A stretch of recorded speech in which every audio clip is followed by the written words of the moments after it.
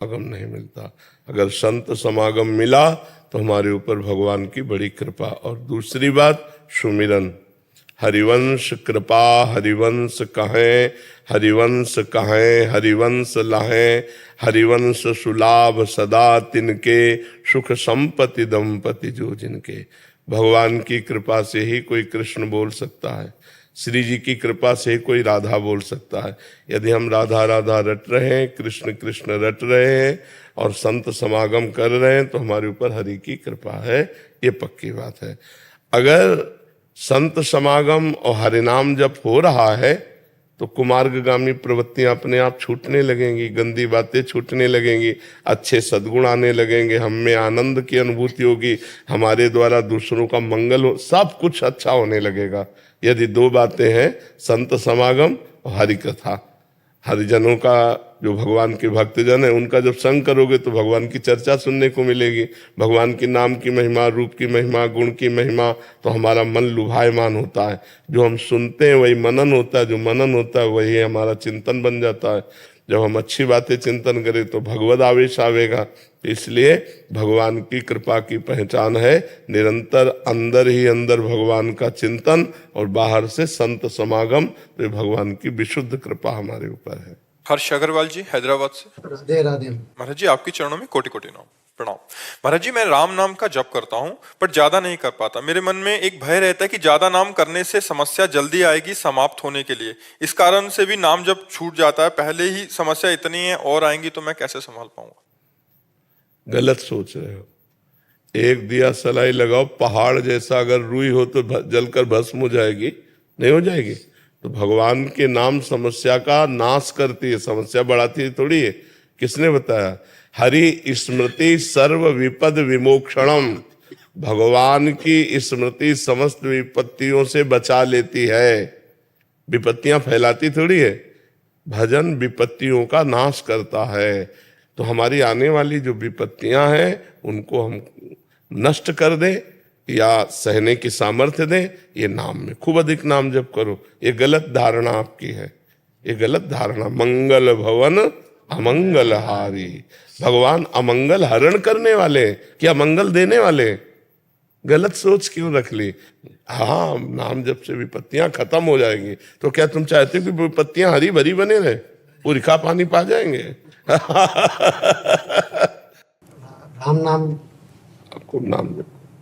भगवान का जो नाम प्रिय हो, सब समान सामर्थ्य वाले हैं, खूब नाम जप करो। मोनिका व्यास जी। राधे राधे। राधे राधे महाराज जी, आपके चरणों में कोटि कोटि प्रणाम। महाराज जी आपका सत्संग सुन रहे हैं और प्रयासरत हैं उस पर अपने जीवन में उतारने के लिए। महाराज जी, एक दंपति अपने आध्यात्मिक संबंध को कैसे सुदृढ़ कर सकता है और भक्ति भाग में एक साथ कैसे प्रकृति कर सकता है ताकि उनका संबंध केवल सांसारिक मोह तक सीमित ना रहे बल्कि दिव्य प्रेम पर हाँ, वैसे हमने कई बार इसका उत्तर दिया है, पर फिर इनका आगे कहना चाह रहे हैं कि वो सभी जन्मों में एक साथ रहने का सौभाग्य प्राप्त हो और ये यात्रा यहीं तक सीमित ना रहे। ये मजाक है, ये मजाक है, इसकी पूर्ति कभी नहीं हो सकती। क्यों? क्योंकि हर जीव अलग अलग कर्म कर रहा है। मान लो आपका पति है, उसके अलग कर्म बन रहे हैं, आपका अलग कर्म बन रहा है और फल दोनों को अलग अलग मिलेगा, दोनों को फल अलग मिलेगा। इस शरीर में अभी आप हैं और जहाँ इस शरीर का ट्रांसफर हुआ तो हो सकता है वो नर्क जाए, आप स्वर्ग जाओ।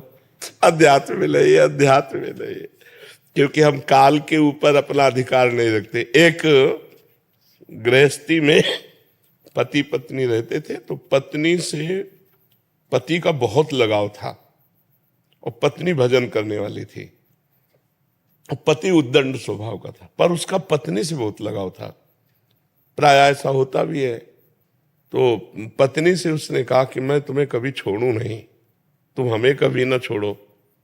ऐसा हो सकता है कि हम कई जन्म साथ रहे? तो विद्वान थी, उसने कहा ऐसा कभी नहीं हो सकता, ये केवल इसी जन्म में है। तो उसने कहा मैं तुम्हें कभी नहीं छोड़ना चाहता। तो बोले एक उपाय है, आप भगवान का भजन करो और भगवान से मांगो तो अगला जन्म भी भगवान दे देंगे और हमारा आपका संयोग करा देंगे। तो उसने कहा कैसे भगवान का भजन करें? तो उनका हमारे गुरुजी हैं, आएंगे, हम आपको दीक्षा दिला देंगे। तो उनके गुरुजी जब समय पे आए तो उन्होंने दीक्षा के लिए कहा, तो गुरुजी ने कहा स्नान करके आओ। तो गांव के बाहर नदी थी, स्नान करने के लिए गए तो 4-6 मिल गए। उन्होंने कहाँ जा रहे हो? बोले आज गुरुजी आए दीक्षा ले। अरे यार कहाँ फंस रहे हो? तो वो ऐसे आ गया, उसने कहा हम दीक्षा उक्षा नहीं लेंगे ऐसे। तो उनका देखो, हमने भी प्रार्थना भगवान से की है कि अगला जन्म कम से कम हमारा तुम्हारा साथ हो, और अगर तुम भजन करते तो हमारी बात भगवान सुन लेते, लेकिन तुम भजन नहीं कर रहे हो, इसलिए मुझे लग रहा है हमारा तुम्हारा साथ इसी जन्म तक है। उसने कोई ध्यान नहीं दिया। अब पत्नी थी तो ज्यादा, दोनों का जब शरीर छूटा तो पति के राग के कारण उसकी मुक्ति नहीं हुई और एक राजा की राजकुमारी बनी वो, पति के राग के कारण। और पत्नी भजनानंदी थी तो उसके संकल्प के अनुसार वो अपने कर्मानुसार जड़ योनि हाथी की प्राप्त किया, पर उसी राजा के यहां जहां बहुत से हाथी रहते थे उनमें हाथी का बच्चा बनकर के वो आया। अब वो पशु था तो उसको पूर्व जन्म में ऐसी पत्नी तपस्विनी मिली थी, तो उसके प्रताप से जब राजकुमारी को देखा तो उसको याद आ गया है तो मेरी पत्नी है। अब मिले कैसे, बतावे कैसे? तो दूर से वो जैसे कभी राजकुमारी हाथियों को देखने के जाती वो चिल्लाता, लेकिन अब नजदीक जाने नहीं दे सकते, राजकुमारी का अलग हाथी का अलग। जब राजकुमारी का स्वयंवर का दिन आया तो नए नए हाथियों को सजा के खड़ा किया, तो वो भी नौ किशोर अवस्था का हाथी हुआ तो रो रहा था, खाना पीना सब छोड़ दिया था। तो महावत ने राजा से, इस हाथी को कोई रोग नहीं, हमने चेक करवाया, पर ये न खा रहा है न पी रहा है, रुदन आंसू चल रहे हैं इसके। राजकुमारी भजन करने वाली थी, उसने दृष्टि से देखा कि मेरा पति हाथी की योनि में आया है। तो उन्होंने कहा पिताजी 2 मिनट के लिए अगर हमें समय मिल जाए और मैं इस हाथी की औषधि कर सकती हूं छूने मात्र से, तो उन्होंने कहा ये तो बहुत अच्छी बात है।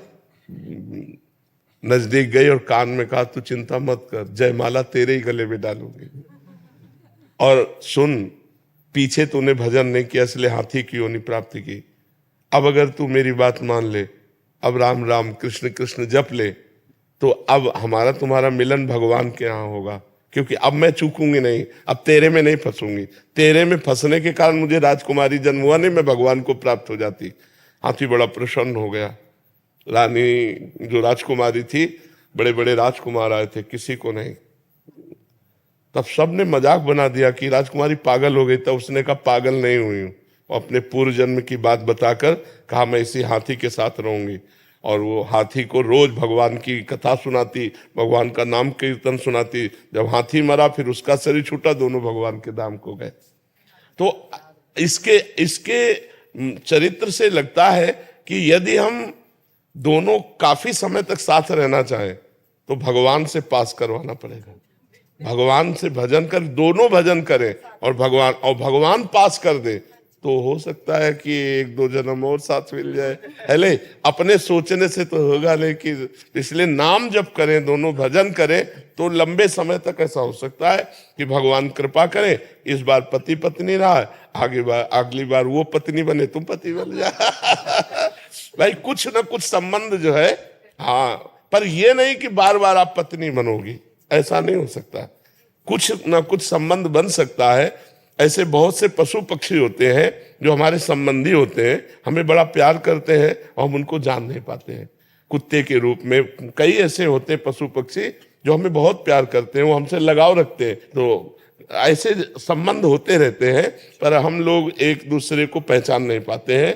तो हमें चाहिए कि इस भगवान से पहचान बढ़ावे और भगवान से प्यार करें, और हमारा अंतिम जन्म हो हम भगवान को प्राप्त। महाराज जी आपने एक बार बताया था छिपकली भी बनना पड़ता। हाँ, अब जैसे घर से बहुत प्यार है और आपका अंतिम समय शरीर छूटने के समय याद आया कि हमारा घर छूट रहा है, तो छिपकली बन करके आओगे आप, और क्या। सांप भी बना। हाँ, सांप भी बनो, घर वाले डंडा मार मार के भगाएंगे। केवल आश्रय तत्व से श्री जी की चरण सेवा मिल सकती है।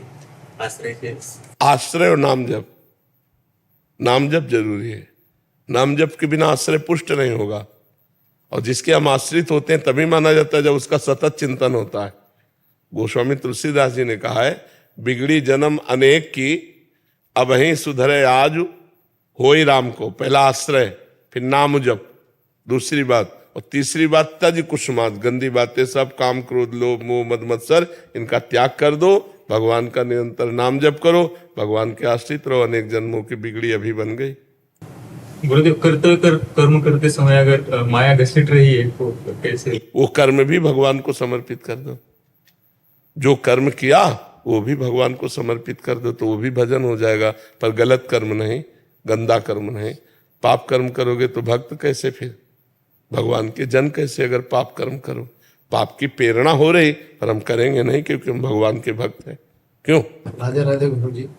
मेरे कर्मों द्वारा मेरा दाम्पत्य जीवन कष्टप्रद है, तो उसका आगे किस तरह मैं उसे खराब न होने पावे। मनुष्य जीवन बड़ा दुर्लभ है और गृहस्थ धर्म के द्वारा ही भगवत प्राप्ति करनी है आपको, तो इसलिए थोड़ा सहनशील बनो। अगर आपकी तरफ से गलती हुई तो क्षमा मांगो, उसको अनुनय विनय करके। जब हम प्यार के द्वारा पशु को वश में कर सकते हैं, तो वो तो मनुष्य है, वो तो प्रवीण बुद्धि है, पर हम विश्वास दिला पाए कि हमसे जो गलती हुई आगे गलती नहीं होगी, आप हमें क्षमा करो। आवश्यकता पड़ने पर हमें झुकना चाहिए और ईमानदारी से हमें अश्रु प्रवाह करके रोते हुए गलती माननी चाहिए कि अभी तक जो गलती हुई प्रमाद में हो गई, पर आपका संग मिला है तो मैं इस गलती को जीतना चाहता हूँ, आगे कभी गलती नहीं करूँगा। वो ना माने तो फिर विनय करे, फिर विनय करे, एक दिन उसको मना ले। डिवोर्स ठीक नहीं है और दूसरा संबंध ठीक नहीं है। जब एक ही संबंध निर्वाह नहीं कर पाए तो दूसरे से क्या हो पाएगा? तो ऐसे चलो नम्रता पूर्वक यदि, और भगवान से प्रार्थना करो कि हमें और उसको सद्बुद्धि दे। भगवान से प्रार्थना करो, नाम जप करो और मंगल में भगवान के मंदिरों के दर्शन करो आओ, और आप भी करो, जिससे बुद्धि शुद्ध हो जाए और इतना प्यार दो कि उसे विश्वास हो जाए कि आप उसके हो।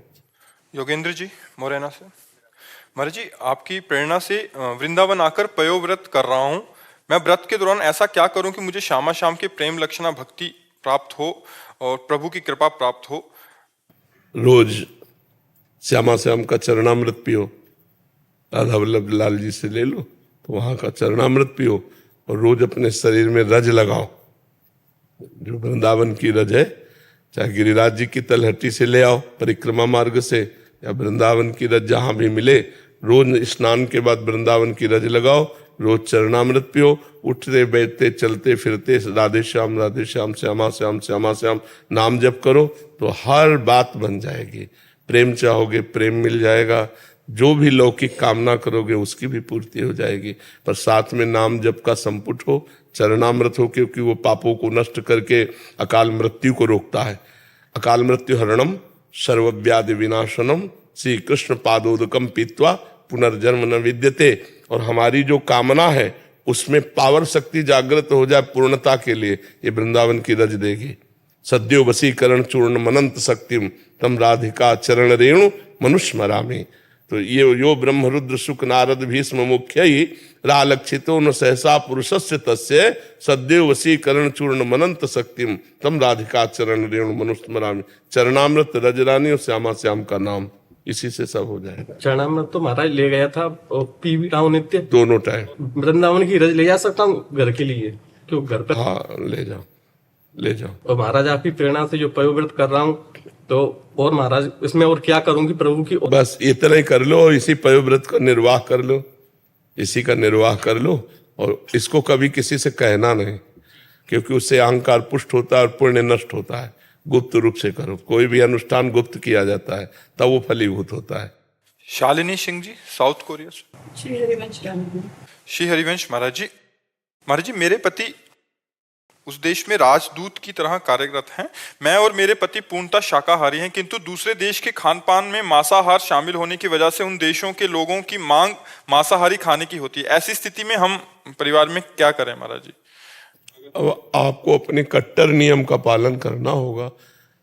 कैसी भी परिस्थिति हो, हमें अपने नियम का निर्वाह करना होगा। अगर हम नियम का निर्वाह कट्टरता से नहीं करेंगे तो फिर कहीं भी रहे हम फिसल जाएंगे। खान पान व्यभिचार यही तो बहुत जोर का फैला हुआ है।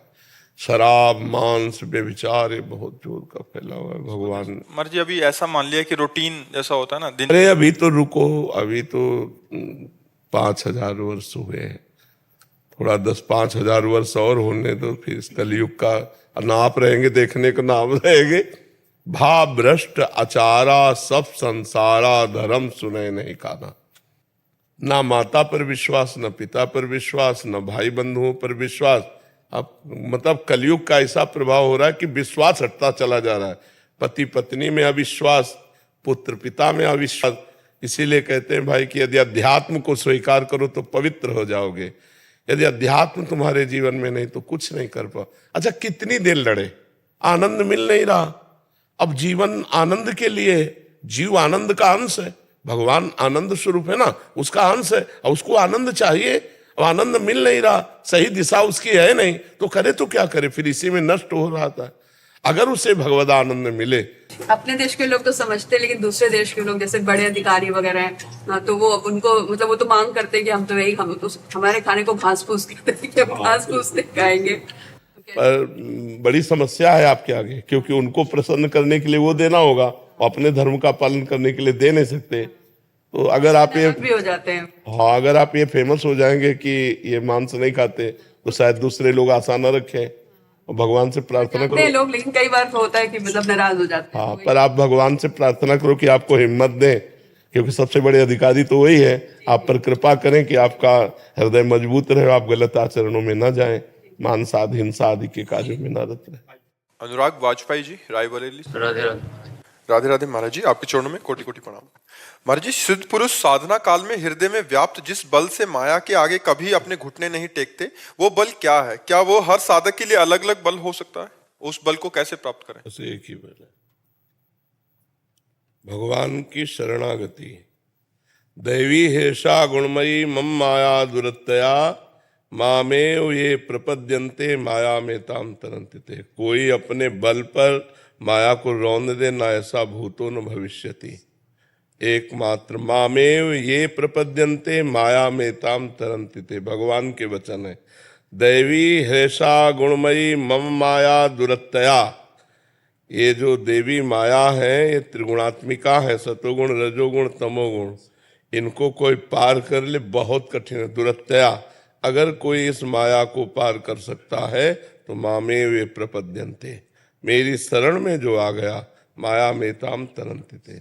भगवान की शरणागति, भगवान की गुरुदेव की शरणागति के बिना शिव विरंचिका मोहे को है बपुरान। और बेचारा कौन अहंकार करे, ब्रह्मा शिवादि को भी मोहित कर ले। दैवी है सा गुणमयी, ये बहुत दुरत्य माया है, बहुत दुरत्य माया। शिव विरंचिका मोह है, अपने तो बहुत साधारण जीव है। जो ज्ञानिन कर चित अपहरई, बरियाई विमोह बस करे। ज्ञानिनाम चेतांसी देवी भगवती हिसा बलादा कृष्ण मोहाय महामाया प्रेक्षति। बड़े बड़े ज्ञानियों के, अज्ञानियों की तो बात जाने दो, बड़े बड़े ज्ञानियों को बलात् आकर्षित करके उनको भ्रम पैदा कर दे, उसी का नाम माया है। ज्ञानिनाम चेतांसी, ज्ञानियों की ज्ञानमयी चेतना का अपहरण करके बलात् से मोह में डाल दे, वो भगवती महामाया है, कोई साधारण नहीं। हाँ, ज्ञानिनाम चेतांस देवी भगवती हिसा बलादा कृष्ण मोहाय महामाया प्रेक्षति। तो सबसे पहली बात, माया पर विजय प्राप्त करने के लिए भगवान की शरणागति। इसके बाद भगवान का निरंतर नाम जप। इसके बाद एक एक दोष अपने अंतःकरण में देख करके उनका त्याग करता चला जाए। बिगड़ी जन्म अनेक की, अब ही सुधरे आज होय राम को। नाम जप तुलसी तज कुसुमाज। जो गंदे आचरण हैं, गंदी बातें हैं, इनका त्याग करें। अगर हम गंदे आचरण करते रहे और भगवान नाम जप करते रहे तो बहुत समय लगेगा। जब तक गंदे आचरण छूटेंगे नहीं, तब तक भगवदानंद की अनुभूति नहीं होगी। अब प्राय ऐसा ही भजन अपने लोग करते हैं, बैलेंस बनाकर। जब मन आया तो मनमानी आचरण कर लिए, थोड़ा माला भी घुमा लिए, तो बोले हमें 20 साल हो गए भजन करते हुए, कोई अनुभव नहीं हुआ। 20 जन्म हो जाए तो अनुभव नहीं होगा। अनुभव करने का रास्ता है। चलनी में गैया दुहे और दोष दैव को दे, हरिगुरु कहो न मानई अपनो ही फल ले। हरि आज्ञा गुरुदेव की आज्ञा नहीं मानते हो, चलनी में गाय दूह रहे हैं जिसमें छेद है, तो एक बूंद पीने को नहीं मिलेगा। तो ऐसे गाय बढ़िया है, दूध बढ़िया है, दुहने वाला प्रवीण है, लेकिन पात्र सही नहीं है। तो पात्रता लाओ, अवगुणों का त्याग, दैवी संपदा का ग्रहण, भगवान नाम जप और हृदय से भगवान का भरोसा। चाहे कोई भी तरना चाहे इसी से तर जाएगा। और ये नहीं तो ऐसे करके कोई आज तक नहीं निकल पाया, कोई नहीं निकल पाया। नारद जी महाराज भगवान शंकर के पास गए, बोले काम पर विजय प्राप्त कर ली। अरे बोले चुप रहो, हमसे कह दिया हरि से मत कह देला जाके। तो उनको लगा ये काम विजयी नहीं है ना, क्योंकि क्रोध आ गया तो सही काम विजय तो नहीं हुआ। हमको तो गुस्सा भी नहीं आया और काम प्रणाम करके चला गया। तो इसका मतलब भगवान शिव हमारी बात सह नहीं पाए। हरि के पास गए और हरि कौतुक निधि, आओ आओ नारद जी। नारद जी बैठे, बोले भगवान आपकी कृपा से हमने काम पर विजय प्राप्त कर ली। अरे बोले आप काम पर विजय प्राप्त कर ले तो बहुत सहज बात है, आपका जो स्मरण करे वो काम विजयी हो जाए। और सुगंध रख दी। नारद जी बड़ी कृपा आपकी भगवान। अच्छा प्रभु, बोले हाँ हाँ पधारो पधारो। नारद जी चल थोड़ी दूर चले, एक नगर, कहीं कुछ नहीं था, एक दिव्य नगर। वहां कोलाहल सुना कि भाई यहाँ क्या हो रहा है। बोले राजकुमारी का स्वयंवर हो रहा है। तो चलो देखते हैं भाई कैसी राजकुमारी, क्या स्वयंवर। ऐसे कौतुकवश वहां गए तो राजा ने साष्टांग दंडवत की। ये सब माया द्वारा रचित है। महाराज बड़े भाग्य हमारे, आप जैसे महात्मा घर पधारे, लाओ राजकुमारी को दंडवत कराओ। जो ही राजकुमारी आए, नारद जी के होश उड़ गए। देखते हुए नारद जी के रोमांच होने लगा। काम विजयी थे, रोमांच होने लगा।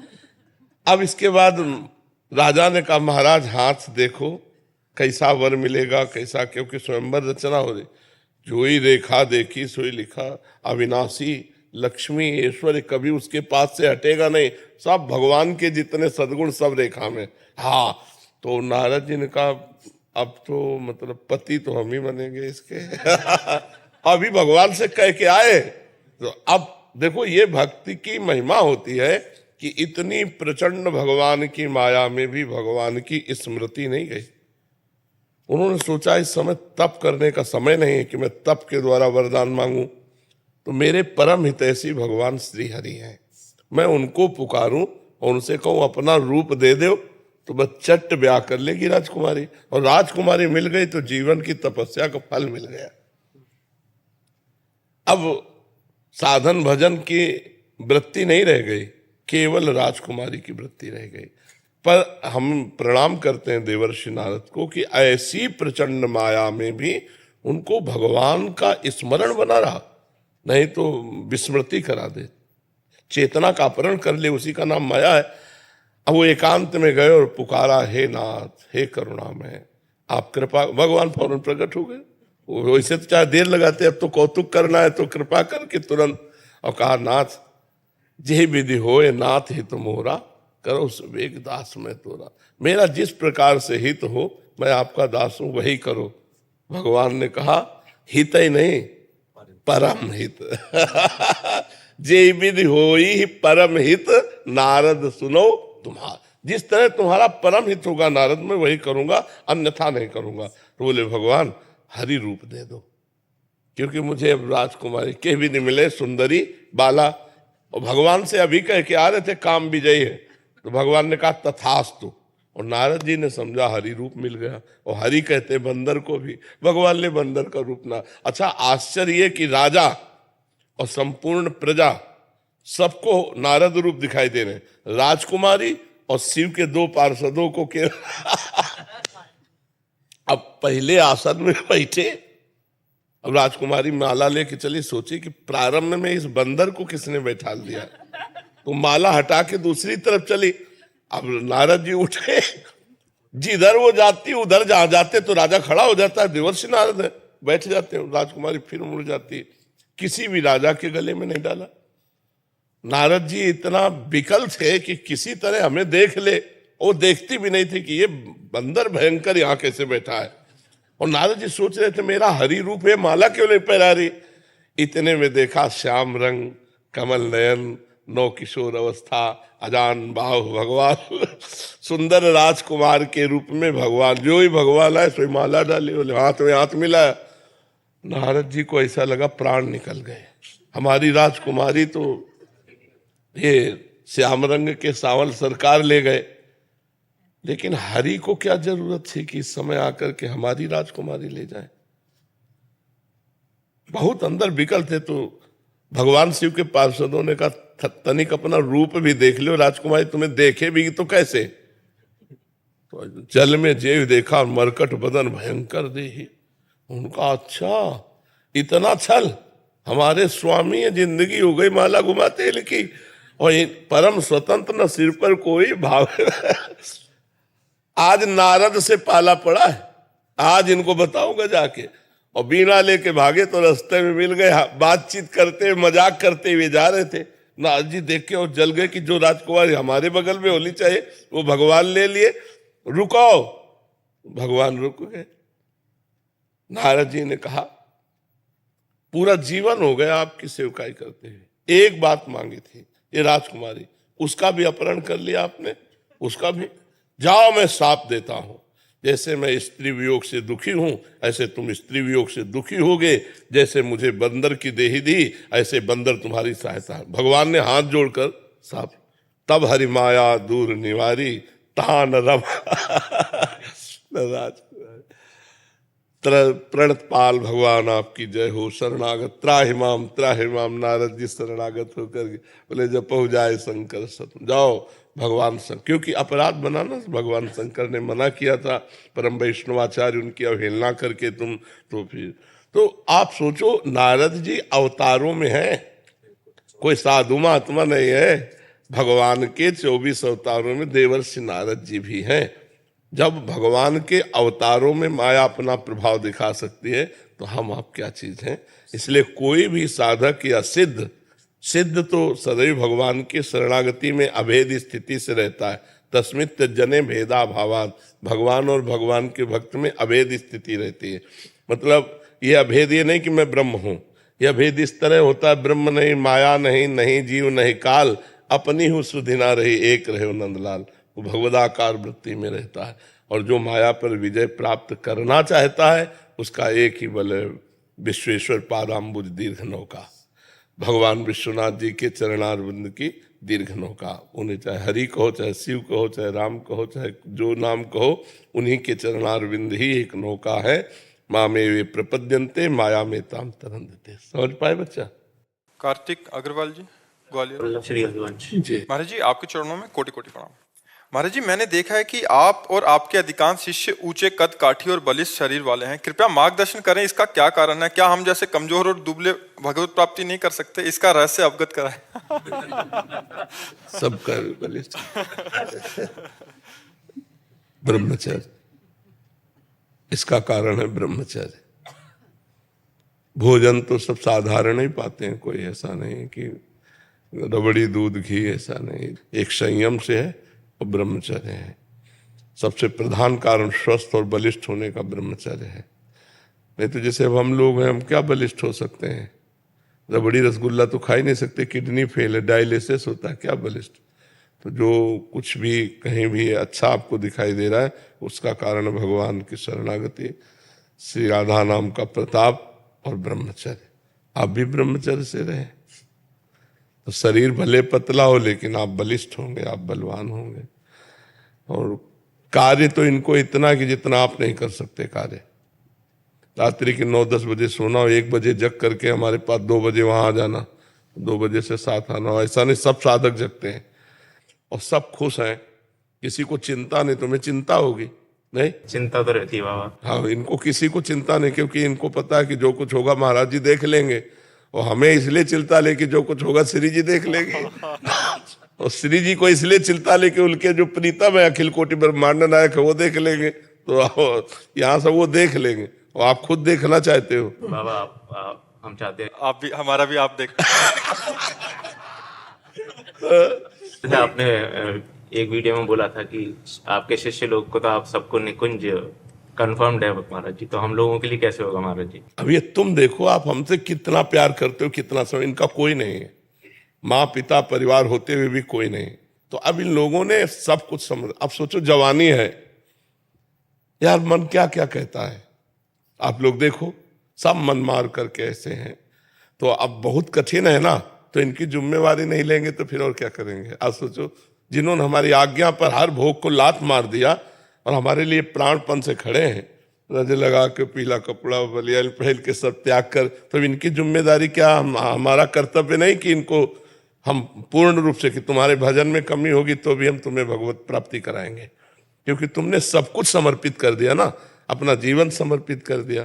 तो अब ये समर्पण आप कर लो गृहस्थी में तो आपको प्राप्त हो जाएगा।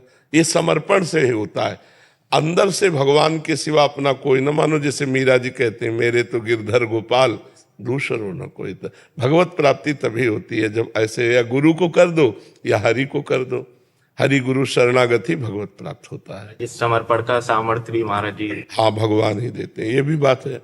समर्पण की पूरी योग्यता भगवान ही देते, पर हम तैयारी तो रखें समर्पण की, हम भावना तो समर्पण की करें, बल तो भगवान देंगे, लेकिन हम उत्साह तो रखें समर्पण करने का, बार बार मन में कि हे भगवान आपके सिवा हमारा कोई नहीं, आप स्वीकार कर लो, नाथ आप स्वीकार कर लो। जिस दिन स्वीकार कर लेंगे तो गृहस्थ होते हुए भी आप संत होंगे, ऐसे पैंट शर्ट में भी संत होंगे, आप भगवान के निज जन होंगे। संयम से रहो, पवित्र भोजन करो, सत्संग सुनते रहो, नाम जप करते रहो, कोई नशा मत करो, पराई माता बहनों की तरफ गंदी दृष्टि मत करो। अभी समर्पण की तैयारी शुरू हो जाएगी। महाराज जी पहले नशा करता था, वो तो 2 साल से सब छूटा। हाँ नहीं, बिल्कुल बिल्कुल। आओ दंडवत। पहले आप करो। आज कौन सा प्रसंग सुनाओगे? महाराज जी जो आपका वो सुना देंगे। पहले एक श्लोक कोई सुनाओ भागवत का। आप बताओ फिर सुनाएंगे श्लोक। अच्छा, सच्चिदानंद रूपाय सच्चिदानंद रूपाय विश्वोत्पत्त्यादिहेतवे तापत्रय विनाशाय श्री कृष्णाय वयं नमः। बर्हापीडम नटवर वपुः कर्णयोः कर्णिकारम आता है।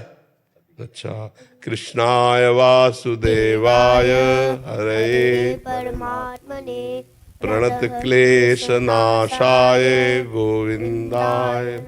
अब कुछ उपदेश कर दो आप, उपदेश। महाराज जी मेरा ये प्रश्न है कि आप ये मुझे बताओ कि मैं नामदेव जी जैसा निडर ठाकुर जी का भक्ति कैसे बनूं? निरंतर नाम जप करना होगा। नामदेव जी ने प्रेतों में भगवान के दर्शन किए तो मेरी निरंतर नाम जप करते थे और सब में भगवान को देखने की चेष्टा करते थे।